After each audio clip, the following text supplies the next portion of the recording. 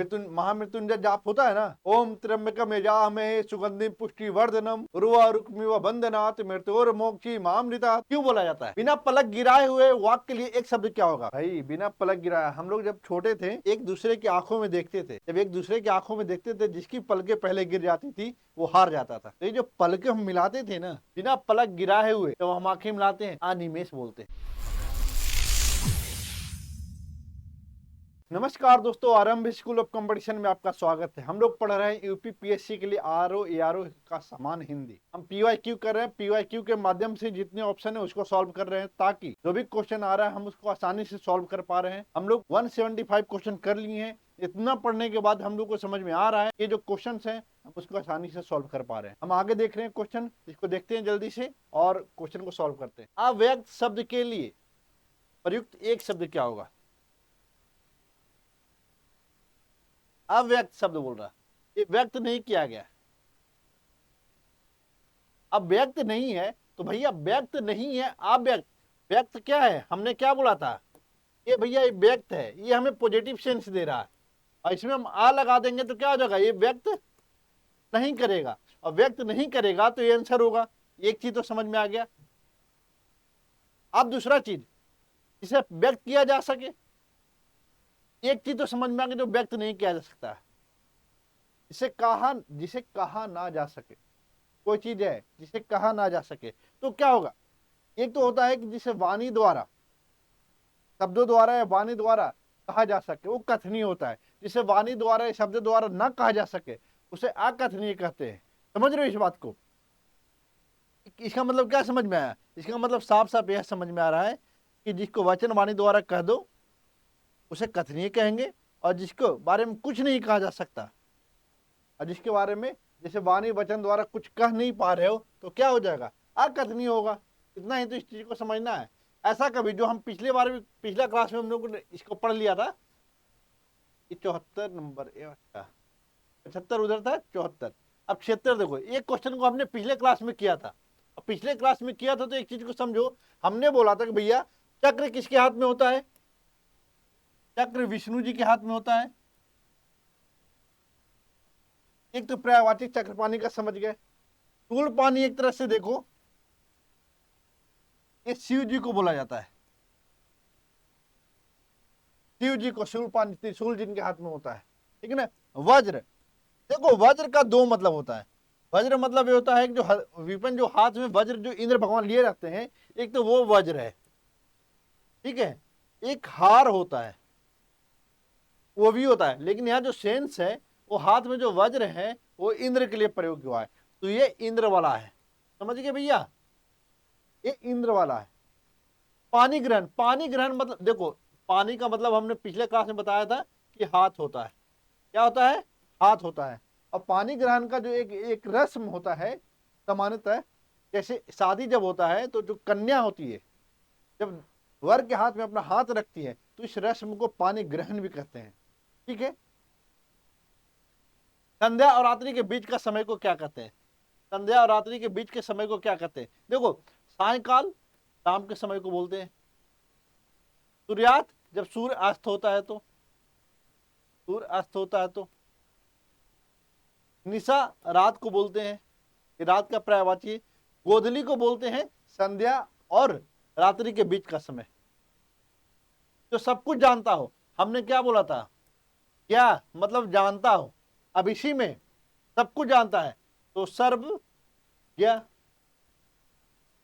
सर्वज्ञ। जो कुछ नहीं जानता है, अज्ञ। ज्ञ से जानता है, आ लगा दिए तो कुछ नहीं जानता। अल्पज्ञ, अल्प मतलब कुछ जानता है। सर्वज्ञ, अल्पज्ञ। एक होता है बहुयज्ञ, बहुअज्ञ मतलब क्या होता है? बहुत जानता है। तो बहुत जानता है तो एक चीज कंफ्यूजन दूर कर लेना, ये जो होगा ना ये सर्वज्ञ होगा। ये जो बाहर वाला दिख रहा है ना सर्कल, ये सर्वज्ञ। और ये क्या होगा? बहु, सब में से बहुत कुछ जानता है तो बहुयज्ञ। और जो सब कुछ जानता है वो सर्वज्ञ है, और जो बहुत जानता है वो बहुयज्ञ है। जो कम जानता है अल्पज्ञ है। देखो अब यहां समझ गए। ये क्या है जो सबको, त्रिकाल क्या है, ये कहते हैं भूत, भविष्य और वर्तमान। ये जो तीनों के बारे में जो जानता है, तीनों के बारे में जो जानता है, ये तीन काल का मतलब क्या हुआ कि ये भूत भविष्य और वर्तमान तो वही, तो ये भी हो सकता है सुबह शाम रात्रि, काल कोई भी हो सकता है। वो सारे कालों के बारे में जिसको नॉलेज है वो क्या है, त्रिकालज्ञ। जो बहुत कुछ जानता है वो यज्ञ। जो ज्ञानी है, जैसे उसको उपनिषद वेद ये सब का पुराणों का ज्ञान है तो ज्ञानी है। सर्वज्ञ जो सब कुछ जानता है। बहुत इजीली आप कर रहे होंगे। अकथनीय शब्द के लिए देखिए, अकथनीय, कथन क्या होता है, एक कथन है। जब इसको कहा जाता है तो ये कथनीय है। और किसके द्वारा प्रेजेंट कर रहे हैं, ये वाणी द्वारा कर रहे हैं, शब्द द्वारा कर रहे हैं। ठीक है। और जब इसी को अकथन कहेंगे तो कथन मतलब, इसमें अकथनीय जोड़ दिए तो यही जो नहीं कहा गया, जो कहा गया वो कथनीय, जो नहीं कहा गया अकथनीय। वाणी शब्द द्वारा एक चीज। अकथनीय मतलब जिसके बारे में कुछ नहीं कहा जा सके, जो घोर या भीषण ना हो, यह खंडन ना किया जा सके, जो तर्क द्वारा सिद्ध ना हो। तो देखो इसका मतलब समझ लो, एक चीज समझने का, एक चीज समझ लो, इसको बोलते हैं अतर्क।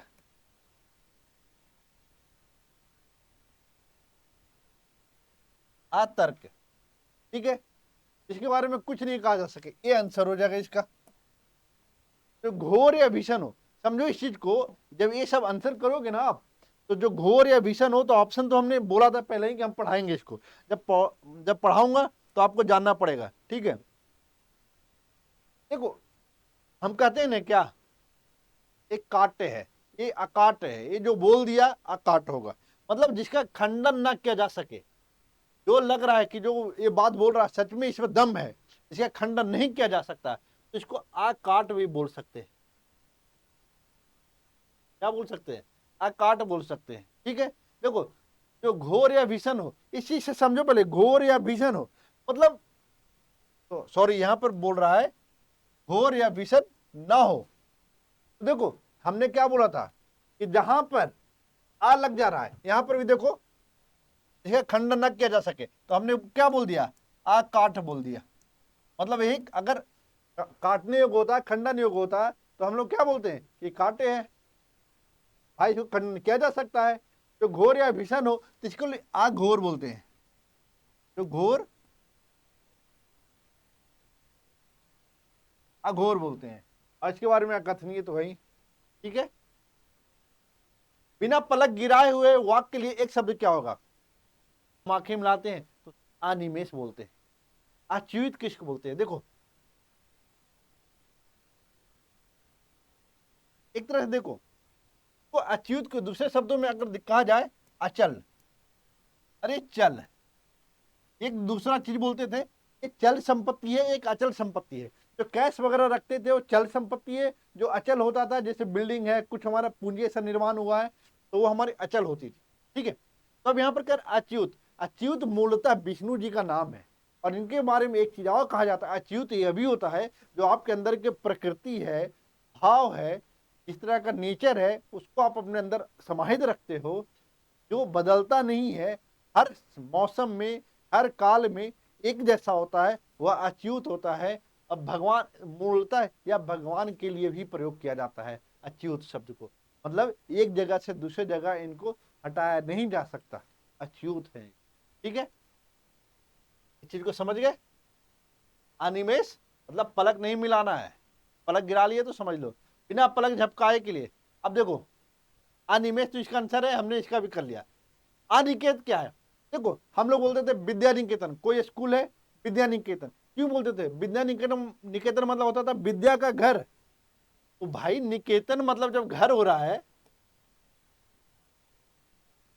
घर अगर बोल रहे हैं, तो जब अनिकेत हो रहा है तो इसके पास घर कहाँ है, घर नहीं है। तो जिसका घर नहीं हुआ अनिकेत। अमोघ, देखिए अर्जुन का वाहन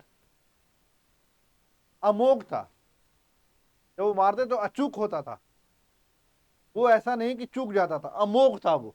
इसीलिए उसको बिना पलक झपकाए के लिए हम बोलते हैं अनिमेष जो अच्युत जिसको एक स्थान से दूसरे स्थान पर ना हटाया जा सके, अच्युत जिसका घर वार ना हो, अनिकेत जिसको जिसकी वार ना चुके, अमोघ हो। समझ गए? इस चीज को आपको समझ में आ गया होगा। क्वेश्चन नंबर 181 हमने कर लिया। ठीक है, अब अगला देख लीजिए। अगला क्वेश्चन है,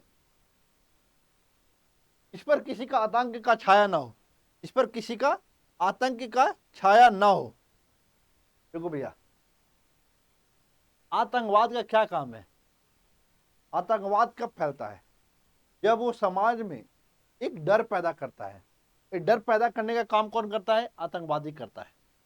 लेकिन अब एक समाज में देखते होगे कि कोई पागल है, चाहे कोई कोई एरिया में ऐसे जाओगे, आप देख रहे होगे कि आजकल दिल्ली और आसपास के एरिया में तो ये सब चीज देखने को मिल रहा है कि लोग एक दूसरे की सहायता करने के लिए भी सोचते हैं कि करूं या ना करूं। आतंकित है, कुछ कुछ ऐसे गुंडे हैं कि अगर उसे प्यार से कुछ लड़ाई झगड़े में अगर सहयोग भी करने जाओ कि भैया मत लड़ो, ये अच्छी चीज नहीं है, तो उसको इतना धमकाता है कि सामने वाला आतंकित हो जाता है। मतलब आपको इतना डरा धमका देगा कि जब आप उसके बारे में सोचोगे तो आपके अंदर में डर भय पैदा हो जाएगा, तो आप क्या हो जाते हो? आतंकित हो जाते हो। आतंक का छाया होता है, ऐसा लगता है कि वो आप पर हमला करेगा, तो आप आतंकित हमेशा रहते हो। ठीक है, आत्मघाती जो स्वयं की हत्या कर लेता है वो आत्मघाती होता है।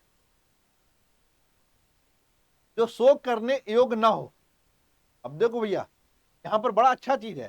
देखो, शोक करने योग्य नहीं है। करने का क्या मतलब है?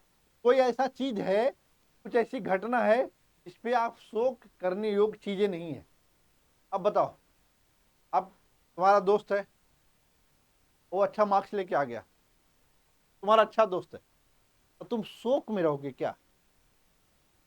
तुम्हारा कम आया तो उसका अच्छा आ गया तो तुम शोक में रहोगे क्या? ये शोक करने योग्य बात नहीं है। समझ, कहने का क्या मतलब है? संभावना है यहां पर शोक करने का, लेकिन ये शोक करने योग्य बात नहीं है, तो उसको असोच बोलते हैं।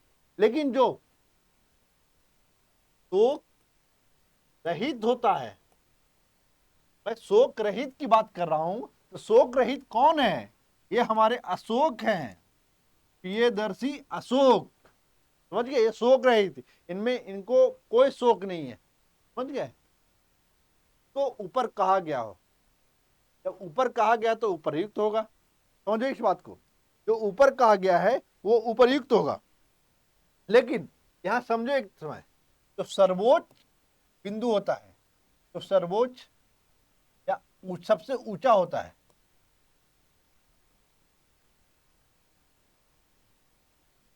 वो होता है उच्चतम। ठीक है, उपरयुक्त होता है जिसके ऊपर कहा गया। और एक चीज देखो, हमने एक ऐसा बनाया, ठीक है, ये पहाड़ ऐसे नहीं, अच्छा नहीं बना, तो दूसरा बनाते हैं। एक पहाड़ है,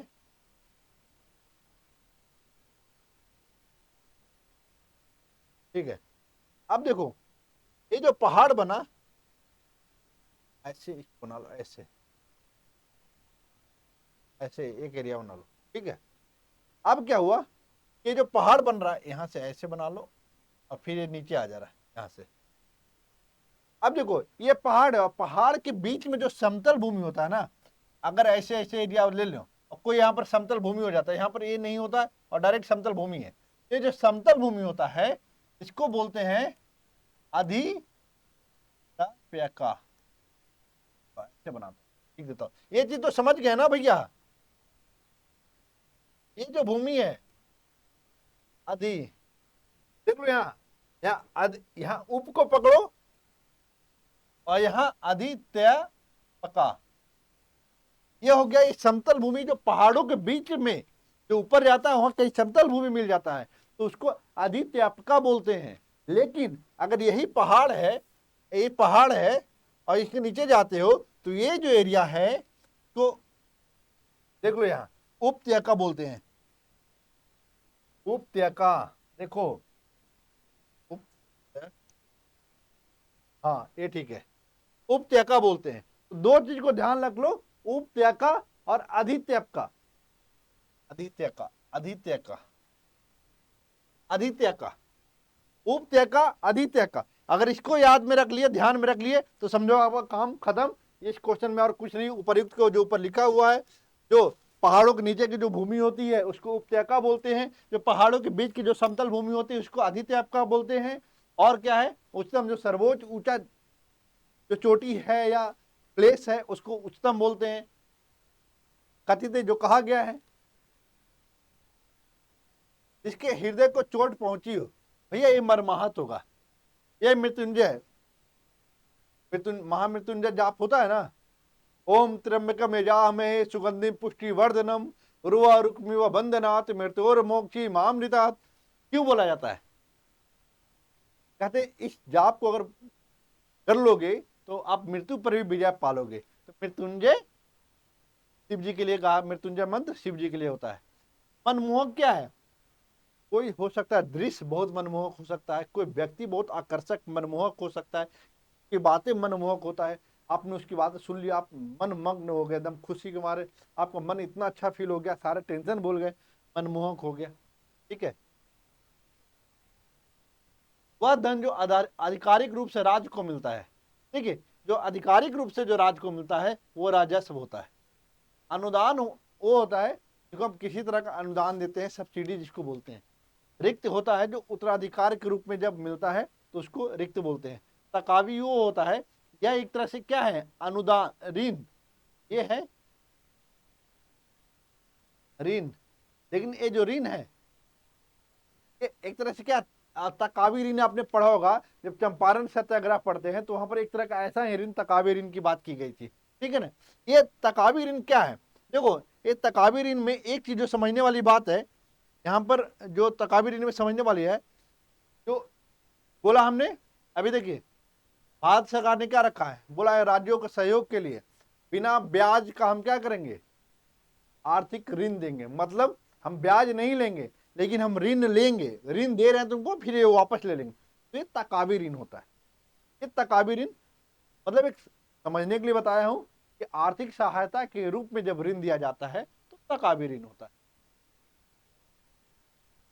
इसकी माप तौल हो सके इसके लिए देखिए दो चीज होता है। देखिए माप तौल जो होगा परिमेय होगा, एक परमेय है। इसको जब प्रमाण से हम सिद्ध करते हैं, जब प्रमाण से सिद्ध करते हैं ये प्रमेय होगा। लेकिन ये माप तौल हो सके तो क्या है, पॉजिटिव सेंस दे रहा है। अगर नहीं होगा तो आप परिमेय होगा, समझ रहे हो? अगर नहीं हुआ तो अचल, अचल वही जो एक जगह से दूसरी जगह नहीं जा सकता। एक तरह से अच्युत विष्णु के बारे में बोलते हैं। अचल संपत्ति, चल संपत्ति, अजय जिसको हराया ना जा सके, जिसे जीता ना जा सके, घुटने तक बाह वाला। देखो अप्रत्याशित क्या है, हमने मेरा पिछला वीडियो देखो, सब पीछे का ही क्वेश्चन है। आपको लग रहा है कि कुछ में नया है? अप्रत्याशित, आपने जो उम्मीद नहीं किया था वैसा हो गया। भैया आपको लगा था कि मैं आपको धोखा नहीं दूंगा, आप मेरे पर पूरा विश्वास करके मेरे पीछे पीछे चल दिए और मैंने आपको धोखा दे दिया। आपको ऐसा उम्मीद ही नहीं था, अप्रत्याशित, आपको लगा नहीं था कि ऐसा होगा। एक चीज हो गया, आप मेरे साथ आए तो आपको लगा कि आप रास्ते में जा रहे हो, आपको किसी चीज की कमी होगी और मेरे पास है, तो आपको लग नहीं रहा कि हम आपका हेल्प करेंगे। लेकिन जैसे आपको हम देखे कि आप कष्ट में हो, हमने आपके आके हेल्प कर दिया, तो क्या हुआ, आप प्रत्याशित था। ये पॉजिटिव और नेगेटिव दोनों हो सकता है। और हमने यहीं पर एक चीज बताया था, आशातीत, आशा से परे, आशा से परे, जो परे वाला जो भी होगा, आप उम्मीद, परे में ध्यान रखना, ये आपको उम्मीद से ज्यादा देगा हमेशा, और पॉजिटिव ज्यादा रहेगा ये। अच्छा हमने क्वेश्चन तो किया ही नहीं। अजानुबाहु इसको बोलते हैं। देखिए राम जी के बारे में भी ये शब्द बोला जाता है और गांधी जी के बारे में, इनका जो जब हाथ इनके घुटनों तक पहुंच जाए खड़ा होने पर, तो मान के चलिए कि अजानुबाहु है। जिसकी बाहें अधिक लंबी हो, की बाहें अधिक लंबी हो, तभी हमने कहा था अजानुबाहु। आलंबन, देखिए आलंबन क्या है, आलंबन दो तरह से होता है। अब देखिए किसी, आपने किसी को पसंद कर लिया, वो अच्छी लगने लगी, तो आपका क्या है, उसके प्रति आलंबन आ गया। आपके अंदर में जो भाव पैदा हुआ जिसके प्रति, उसके प्रति आपके अंदर में क्या हो, आलंबन आ गया। तो आलंबन सामने वाला है जिस पर आप क्या हो रहा है, एक तरह से आश्रय ले रहे हो। इसको दो तरह से ले सकते हैं, एक आश्रय के रूप में ले सकते हैं, एक विषय के रूप में ले सकते हैं। आश्रय क्या है? आपने देखा अपनी वाली को, इसको बोल दिए क्लास में येलो वाली मेरी, आपका आलंबन उसके प्रति आ गया, आपने आश्रय ले लिया, उसके प्रति भाव बहुत सारा आपके मंदिर में पैदा हो गया, तो वो एक आश्रय लेने का वक्त हुआ। एक जब वस्तु या व्यक्ति के प्रति जब आलंबन हो, तो ये व्यक्ति कोई भी हो सकता है, महिला पुरुष कोई भी हो सकता है, वस्तु कुछ भी हो सकता है, उसके प्रति जब आलंबन हो, उसके प्रति जब कुछ अट्रैक्शन बढ़ जाए, उसके प्रति कुछ भाव पैदा हो, तो वो क्या होता है? एक विषय के प्रति। तो आलंबन दो रूपों में हो सकता है, आप किसी लड़की के प्रति या लड़की को लड़का के प्रति आलंबन हो सकता है। अब प्रत्याशित हमने बता दिया, लंबोदर हमारे गणेश जी, ठीक है, जिसका ज्ञान इंद्रियों द्वारा ना हो। अब यहां पर समझ लेना, यहां पर कंफ्यूजन होगा।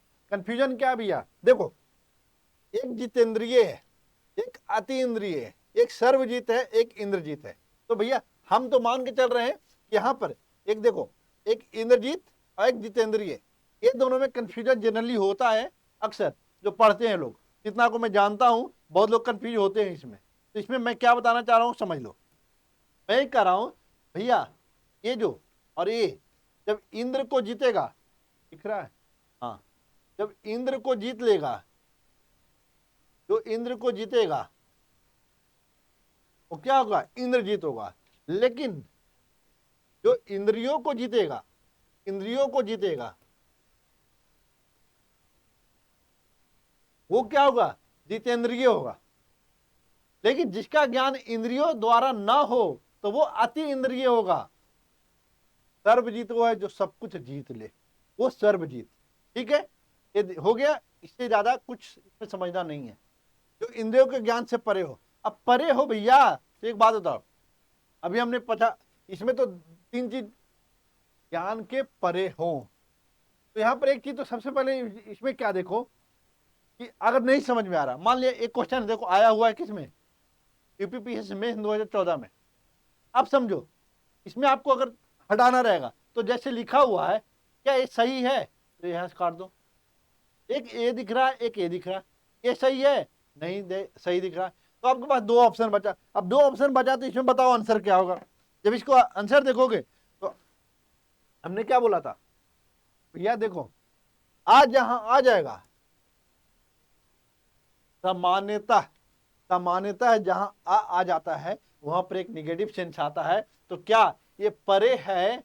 तो कहने का मतलब क्या है? जो इंद्रियों के ज्ञान के परे है, वो इंद्रियां आपकी समझ, इंद्रियों की समझ से परे है, इंद्रियां नहीं समझ पा रही है, तो क्या कहोगे उसको? उसको अति इंद्रिय बोलोगे। ठीक है ना? जब जितेंद्रिय है, जब इंद्रियों को जीत लेगा तो जितेंद्रिय होगा। इंद्रियों को जो जीत लिया हो, तो इंद्रियों को जीत लिया हो, जितेंद्रिय। हाँ अच्छा, यहां पर एक चीज और देखना, एक जितेंद्रिय ए भी है, एक जितेंद्रिय ए भी है। इंद्र तो खत्म, इंद्रिया, इंद्रियाधिपति ये भी खत्म। ये आपके पास दो ही है, हमको पता है, एलिमिनेट कर लोगे, ये दोनों में कंफ्यूजन होगा। देखो इसका पहला होगा, छोटे में जो जय में जो छोटी मात्रा है वह होगा, जिसका अनुभव इंद्रियों द्वारा ना हो। भाई बार बार तो वही बोल रहा हूं, जहां अब ऐन्द्रिक ये क्या होता है, जितेंद्र क्या होता है, ये यहां से डायरेक्ट आप मारो आंसर। सबको समान भाव से देखने वाला। अब समान भाव को हम सम बोलते हैं। एक चीज तो देखो पहले, सम कहीं है तो ये पढ़ लो। प्रियदर्शी जो देखने में प्रिय हो, बहुदर्शी जो, जो बहुदर्शी क्या होगा? एक हो गया बहुदर्शी और एक है त्रिकालदर्शी। हाँ पहले त्रिकालदर्शी देखो, हमने त्रिकालदर्शी के बारे में बताया। त्रिकालदर्शी के बारे में तो एक ये है, भाई मैं बताता हूं इसमें क्या लिखा है। ओम ठन ठन ठन पंचांगुली भूत भविष्य दर्शाए, ठम ठम ठम स्वाहा। इसमें कहा गया है जो भूत भविष्य और वर्तमान जब देख लो, तो त्रिकाल यज्ञ होता है। त्रिकाल मतलब तीनों युगों को जानने वाला, कालों को जानने वाला। समझ गए? ये क्या हो गया? इसमें लिखा हुआ है ओम ठम ठम ठम पंचांगुली भूत भविष्य दर्शे, ठम ठम ठम स्वाहा। ये चीज है इसमें। ठीक है, 190, ठीक है।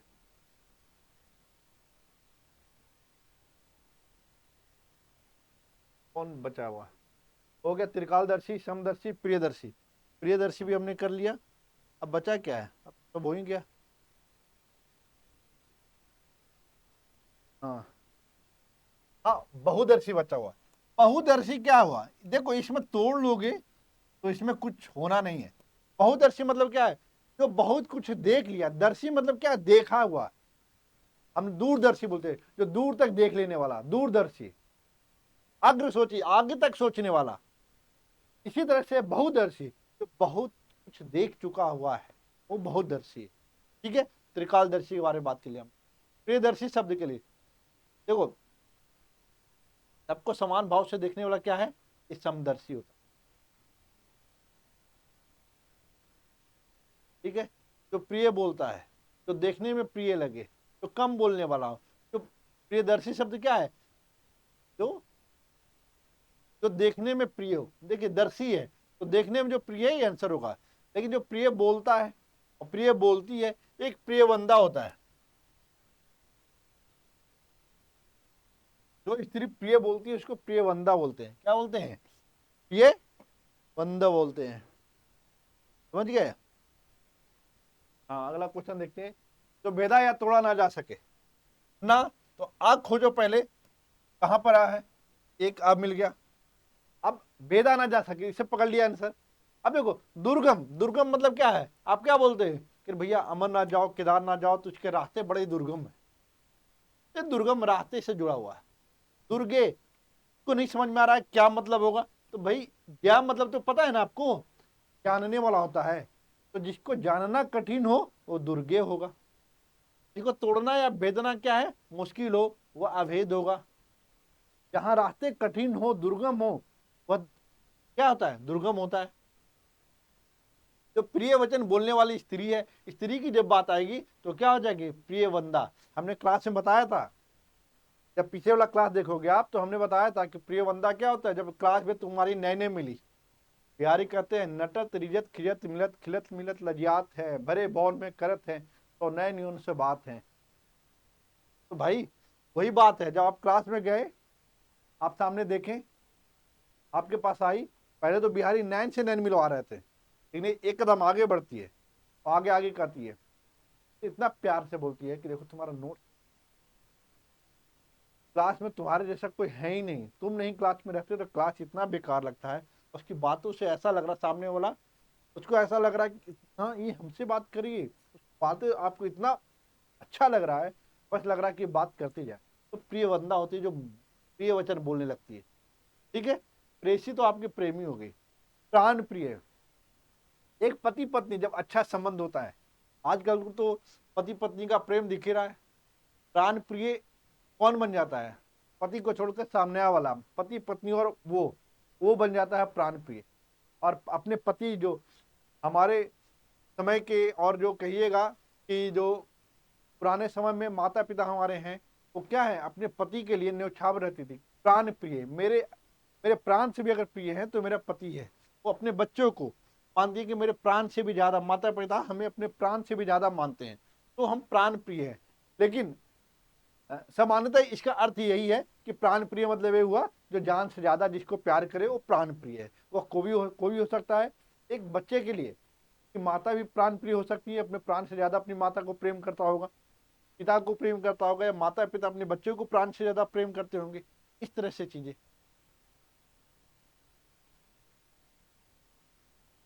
इसके पार ना देखा जा सके। अभी तो इसमें कुछ है ही नहीं पारदर्शी। इसको समान दृष्टि से देखा जाएगा, समानदर्शी, समदर्शी, अपारदर्शी मतलब जिसको आर पार नहीं देखा जा सकता। त्रिकालदर्शी मतलब तीनों कालों को देखने वाला। पारदर्शी शब्द किसके लिए होगा, अब देखो सबको समान देखता है, और समदर्शी जो अच्छे कार्य पर दिया जाने वाला इनाम। देखिए इसका दो चीज होता है, अच्छे कार्य पर दिया जाता है जो सामान्य रूप से जो दिया जाता है, तो इनाम में कई कई पारितोष भी दिखता है। ठीक है, इनाम होता है। अब और कुछ अच्छा काम कर लिए, थोड़ा अच्छे स्तर पर काम किए हो, इस सामान्यतः इनाम इसको बोला जाता है, पुरस्कार बोला जाता है। ठीक है, जिसके आर पार देखा जा सके, पारदर्शी। प्राय स्त्री से उत्पन्न, प्राय स्त्री से उत्पन्न पुरुष, प्राय स्त्री से उत्पन्न पुरुष है, प्राय स्त्री से उत्पन्न, यहाँ पर पुत्र होगा, मुझे जैसा लग रहा है। पराई स्त्री से उत्पन्न पुत्र, पराई स्त्री से उत्पन्न पुत्र को क्या बोलते हैं? देखो यहां पर हम लोग को पढ़ा था कि ऑफिशियल और नॉन ऑफिशियल, ऑफिशियल और नॉन ऑफिशियल। अगर इसको पुरुष भी बोल रहे हो और पुत्र भी बोल रहे हो तो है बात एक ही। एक समझ रखो, हमने बोला था कि देखो जब ऑफिशियल होता है तो हम इसको क्या बोलते हैं? औपचारिक बोलते हैं। औपचारिक मतलब आप क्या हो रहा है? हस्बैंड, हस्बैंड और वाइफ से जो पैदा होगा वो क्या होगा? वो औरस होगा। अगर हस्बैंड इधर है और एक यहां पर क्या है? न्यू वार, नया वाली, न्यू मतलब एक तरह से गर्लफ्रेंड मान लो, इसे जब उत्पन्न होगा तो क्या होगा? ये औरस है, ये जारज है। ठीक है, इस तरह की चीजों को आपको समझना पड़ेगा। ठीक है,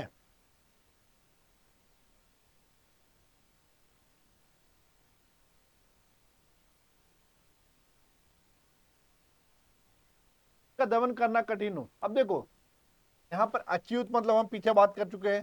दुर्बोध मतलब बोध, बोध मतलब क्या होता है? आपको समझ नहीं आ रहा है? समझ, आपको अगर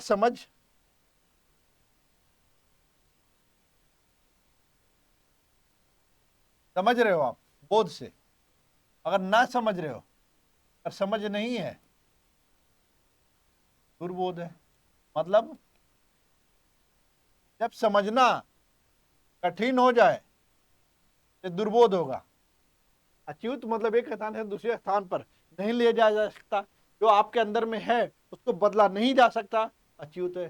दूरदमनीय, दूर से क्या होगा? कठिन है, इसको कठिन दमन करना कठिन हो, दूरदमनीय। दुर्गे, हमने गैस से बात किया था पीछे वाला क्वेश्चन में कि गैस से जानने वाला, इसको जानना कठिन हो वो दुर्गे होगा। ठीक है, 200 क्वेश्चन हमने कर लिया है। वीडियो अच्छा लग रहा है लाइक करिए, शेयर करिए, सब्सक्राइब करिए। Thank you so much.